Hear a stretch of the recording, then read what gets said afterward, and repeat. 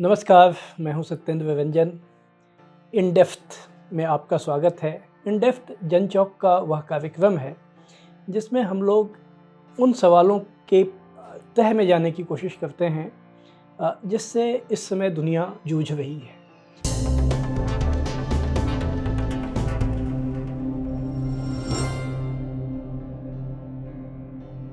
एक ऐसा ही जो सवाल लगातार हम लोगों के सामने गहराता जा रहा है, वो हर महीने या हर हफ्ते आने वाली कुछ खबरें उसे और गंभीर बना जाती हैं।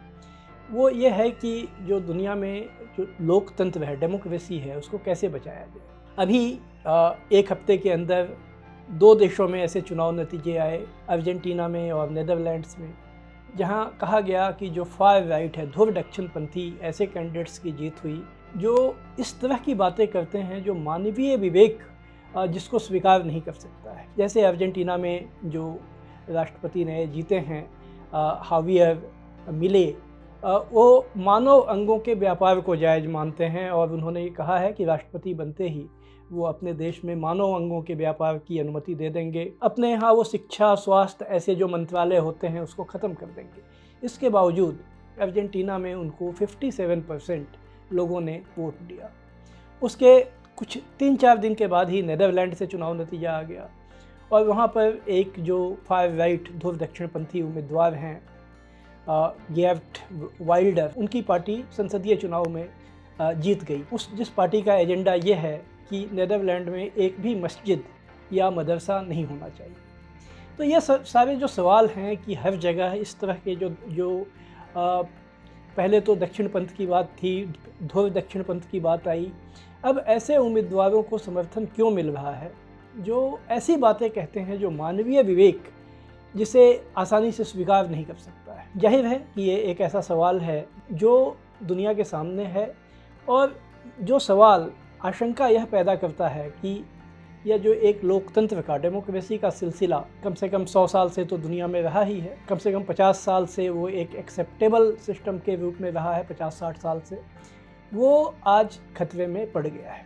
अब इस पर चर्चा है कि इसे बचाया कैसे जाए और ये सवाल उतना ही प्रासंगिक हमारे देश के लिए है या अपने देश के लिए, भारत के लिए, जहाँ पर इसी तरह की चिंताएं लोगों की हैं कि जो लोकतंत्र 1950 में बने संविधान, जो लागू हुआ संविधान, उसके तहत स्थापित हुआ और उसके तहत लगातार चुनाव होते रहे हैं, कुछ अधिकार गारंटीड थे, उन सबको आज कैसे उसकी रक्षा की जाए।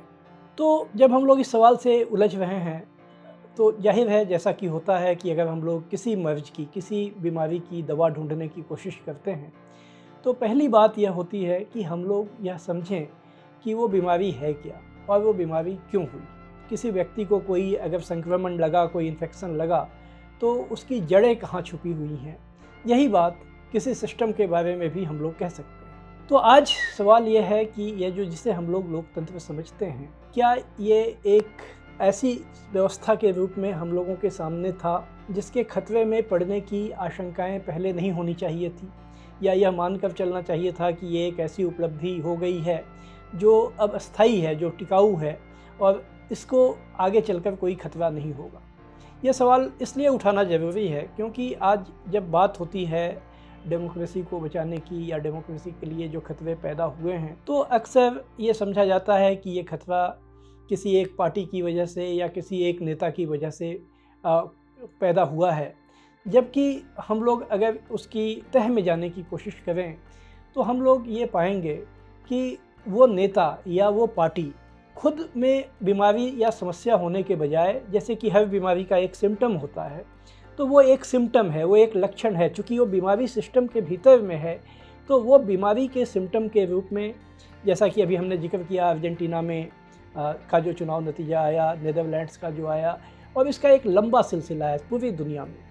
वो दुनिया का वो हिस्सा जो अपने को लोकतांत्रिक कहता रहा है, उसमें एक बहुत लंबी वो सूची बन जाएगी अगर हम लोग सभी के नाम लें। अभी कुछ महीनों के अंदर एक वैसी ही पार्टी को स्लोवाकिया में जीत मिली।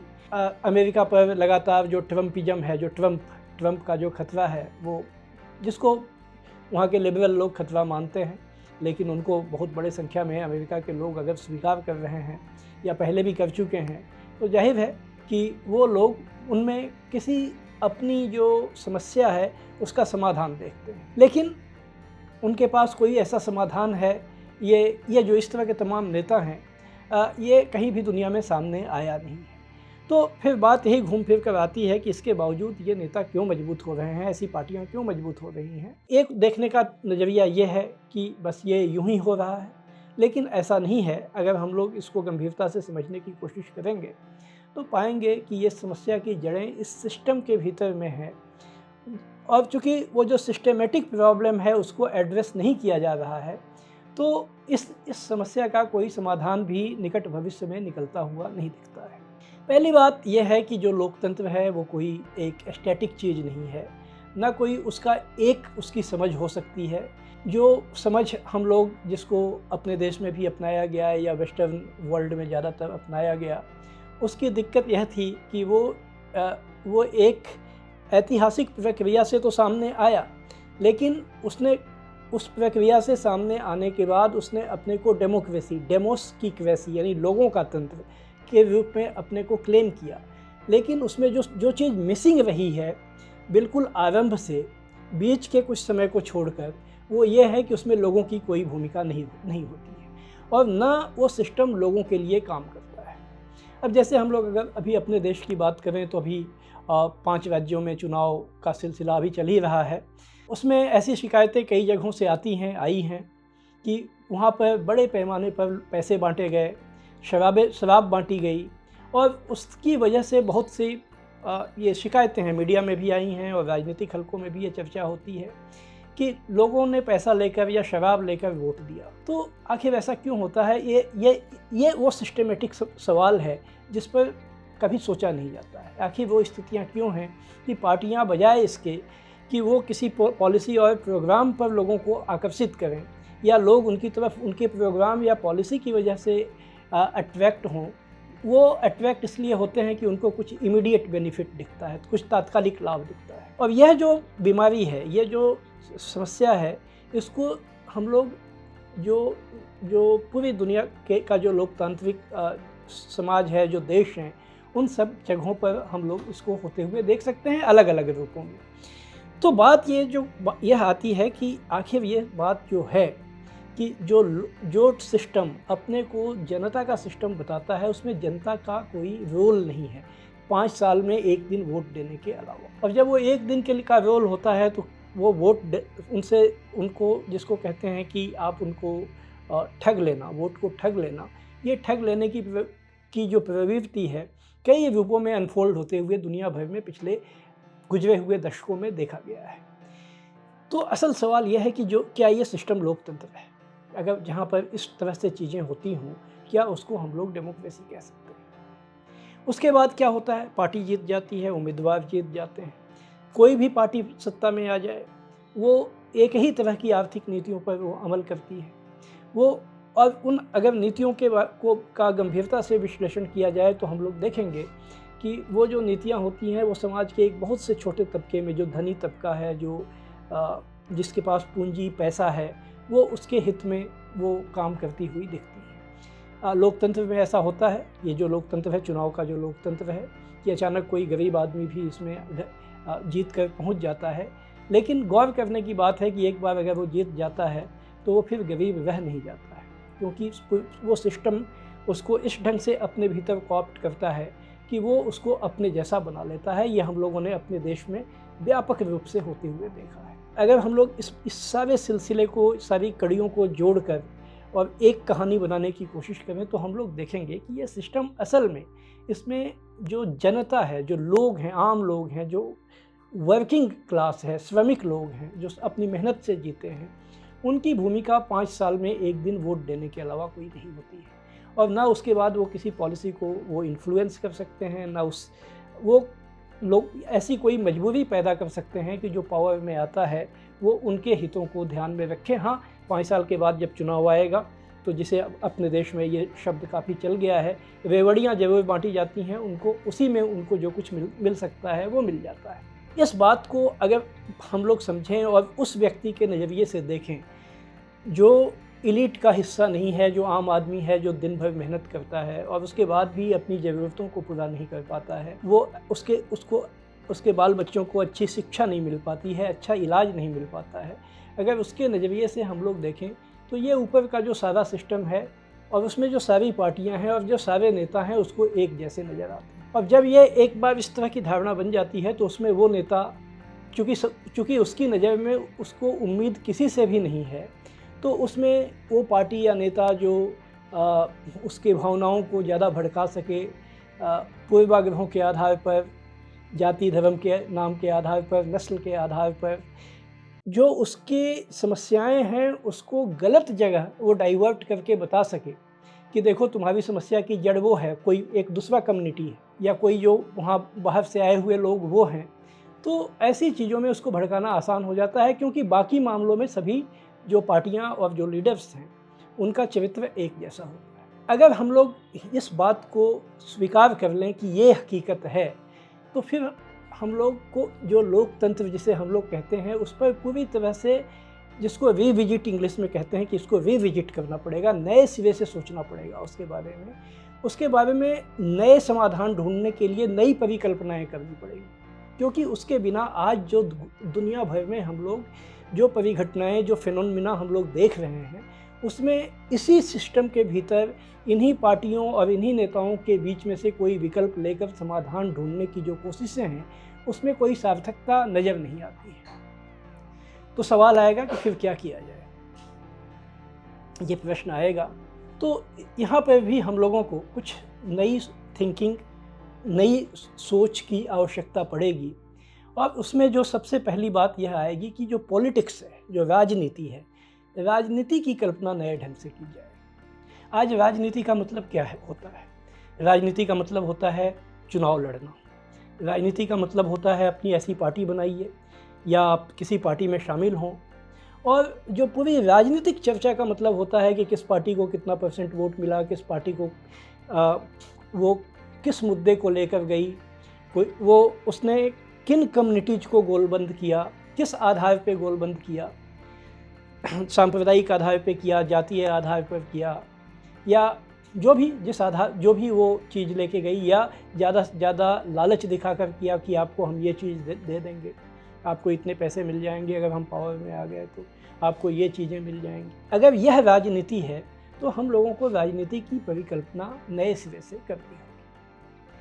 और हमें फिर यह विचार करना पड़ेगा कि भारत को आखिर जो आज़ादी मिली थी, और अगर वो आज़ादी एक राजनीतिक प्रक्रिया से मिली थी, तो वो राजनीति कैसी थी? क्या भारत को चुनाव लड़कर राजनीति मिली थी? क्या हमारे जो स्वतंत्रता सेनानी थे, चाहे उनकी जो दोनों धाराओं की हम लोग बात करें, एक सोशलिस्ट कम्युनिस्ट धारा थी, दूसरी गांधी जी के जो लीडरशिप में जो मेन स्ट्रीम नेशनल मूवमेंट था, उन दोनों ने राजनीति को किस रूप में देखा था? उन्होंने तो, वो जब तक आज़ादी नहीं आई थी तब तक उनके पास न तो चुनाव लड़ने का विकल्प था और न वो चुनाव के जरिए, चुनावी राजनीति से भारत की आज़ादी की बात वो सोच पाते थे। तो उन्होंने, वो राजनीति क्या थी? वो राजनीति थी जनता के बीच में जो आदर्शवादी लोग थे, जो आज़ादी की परिकल्पना करते थे, वो जनता के बीच में जाकर उन्होंने जनता के बीच उनको संगठित करना, उनमें जागरूकता लाना, उनके भीतर से वो दबाव पैदा करना, जिससे जो सत्ता का जो तंत्र है वो उनके बारे में सोचने के लिए मजबूर। अगर हम लोग गांधीयन जो तरीका था लड़ाई का उस पर गौर करें तो उसमें राजनीतिक संघर्ष तो 3 ही बार हुए, बड़े राजनीतिक संघर्ष, असहयोग आंदोलन, सिविल नाफरमानी आंदोलन और बाद में भारत छोड़ो आंदोलन। लेकिन इसके बीच में जो कंस्ट्रक्टिव वर्क था, रचनात्मक काम था, जिसने समाज में वो जागरूकता और चेतना पैदा की, जिसकी वजह से एक खास विचार अस्तित्व में आया, जिसका कि रिफ्लेक्शन हमारे कॉन्स्टिट्यूशन में आगे चलकर हुआ। लेकिन उसके बाद राजनीति का जो वो पक्ष है जिसका सीधा संबंध जनता, लोगों से, आम लोगों से, बिल्कुल ही वंचित जो डिप्राइव्ड सेक्शन हैं उन लोगों से था, वो गायब होता चला गया। और जब कभी ऐसा होता है, सारी राजनीति चुनावी जोड़ तोड़ में सिमट जाती है, तो फिर चुनाव में जो सबसे मोस्ट इम्पॉर्टेंट चीज़ 2 होती है, पैसा और प्रचार। जो पैसा और प्रचार उपलब्ध करा सकता है वो सिस्टम को अपने हाथ में ले लेता है। और ये जो सिस्टम होता है, एक्चुअल में इसे डेमोक्रेसी कहना भी नहीं चाहिए, ये तो एक ओलिगार्की है। ओलिगार्क्स जो पैसे, या उसे हम लोग प्लूटोक्रेसी कह सकते हैं, जो धनिक तंत्र, जो धनिक लोग हैं, ये राजनेता और राजनीतिक पार्टियां, वो अलग अलग धनिक जो प्लूटोक्रेट्स हैं, जो धनिक तंत्र हैं, उनको रिप्रेजेंट करती हैं।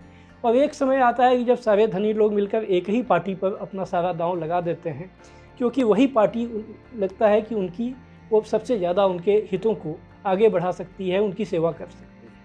आज दुनिया भर में यही हो रहा है।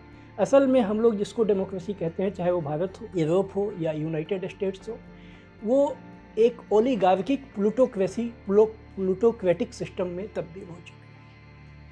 ये निदान है, ये डायग्नोसिस है इस बीमारी का। तो आज सवाल डेमोक्रेसी को बचाने का अब रह ही नहीं गया है। अब सवाल डेमोक्रेसी को फिर से रिक्लेम करने का है, जिसे प्लूटोक्रेट्स और ओलिगार्क्स आम लोगों से छीन कर ले जा चुके हैं, उन्हें उनसे वापस छीन कर लाने का सवाल है। कैसे लाया जाएगा? उसके लिए राजनीति की कल्पना फिर से करनी पड़ेगी। राजनीति की कल्पना उस रूप में करनी पड़ेगी जिस रूप में कभी बहुत से देशों में समाजवादी क्रांतियाँ हुई, जिस रूप में जिस राजनीति से जो गुलाम देश थे वो आज़ाद हुए, और बहुत से देशों में उसकी वजह से सरकारें मजबूर हुई उन नीतियों को अपनाने के लिए जिससे लोगों का वेलफेयर हो सके, जो लोगों के डेवलपमेंट के लिए जो बुनियादी निवेश की ज़रूरत होती है, उस निवेश में को वो करें, और उसके लिए जो प्लानिंग है और उसके लिए जो आर्थिक नीतियाँ हैं उसको वो अपनाएं।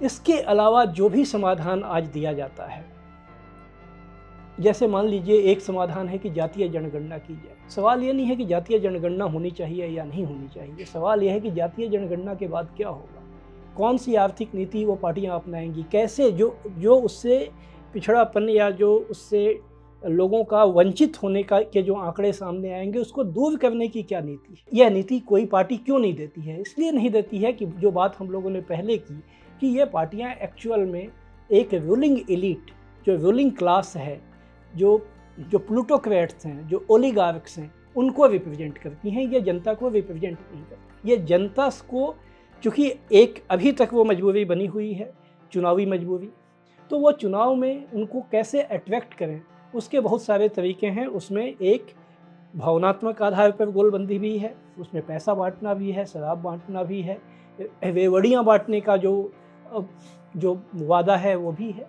ये रेवड़ियाँ अच्छी शब्द नहीं है रेवड़ी, लेकिन अगर सिर्फ कुछ बेनिफिट ट्रांसफ़र किया जाता है और पूरे सोसाइटी के डेवलपमेंट और उसको आगे ले जाने की कोई बड़ी योजना, कोई दीर्घकालिक योजना कोई अगर सामने नहीं रखी जाती है, तो ये चीज़ें, एक तात्कालिक बैंडेड तो लग जाता है कोई जख्म हुआ, लेकिन जख्म उससे ठीक होता नहीं है।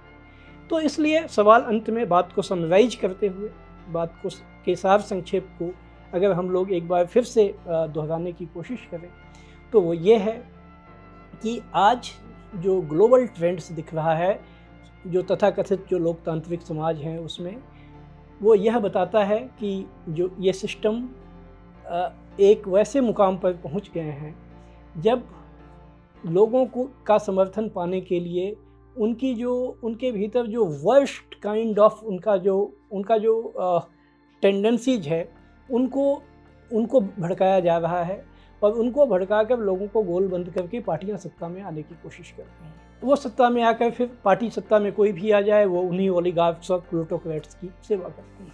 तो ये सवाल, ये पहली बात।